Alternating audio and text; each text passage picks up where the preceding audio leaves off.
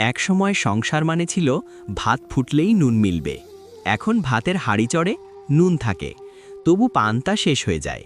কারণ এখন নুন আনা সহজ, কিন্তু বউ আনতে আনতে যৌবন ফুরিয়ে যায়। রফিকের বয়স ৩৫ ছুঁই ছুঁই, মুখে দাড়ি উঠেছে বহু আগেই, কপালে নামাজের দাগ, কিন্তু ঘরে স্ত্রী নেই। সে বেকার না, বদনামি না, নেশাখোরো না, তবু সে অযোগ্য। কারণ বিয়ের কথা এলেই প্রশ্ন ওঠে, মাসে কত ইনকাম, ফ্ল্যাট আছে, ফার্নিচার, স্বর্ণ, গিফট, মোহর? সেটা কাগজে থাকলেই চলবে। রফিক ভাবে, ইসলামে তো বিয়ে সহজ হওয়ার কথা ছিল। নাবী বলেছেন সবচেয়ে বরকতময় বিয়ে যেটা সবচেয়ে সহজ, কিন্তু এই সমাজে সহজ জিনিসই সবচেয়ে কঠিন। একদিন সে মাকে বলে, আম্মা, আমি কি বেশি কিছু চাইছি? মা চোখ মুছতে মুছতে বলে, না রে বাবা, তুই শুধু হালালভাবে বাঁচতে চাস, কিন্তু হালাল পথটাই যেন বন্ধ।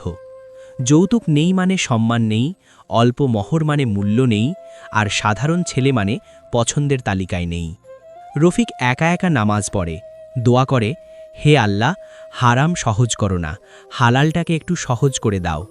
তার বন্ধুরা কেউ কেউ হারাম পথে গেছে, রফিক যায়নি, তাই সে রাতে একা, আর তারা সুখী।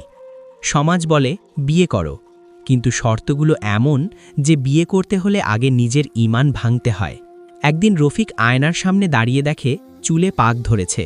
সে ফিসফিস করে বলে, নুন আনতে পান্তা ফুরায় না, কিন্তু বউ আনতে আনতে যৌবনটাই ফুরিয়ে গেল। এই উপন্যাস কোনো একজনের নয়, এটা হাজারো রফিকের গল্প, যারা হারামকে ঘৃণা করে কিন্তু সমাজের কঠিন নিয়মে হালালের দরজায় দাঁড়িয়ে বুড়িয়ে যায়।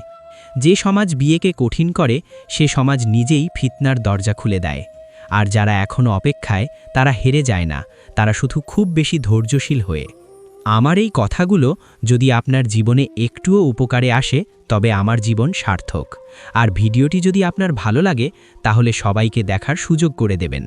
সাবস্ক্রাইব করে পাশে থাকবেন, শেয়ার করে সবাইকে দেখার সুযোগ করে দেবেন।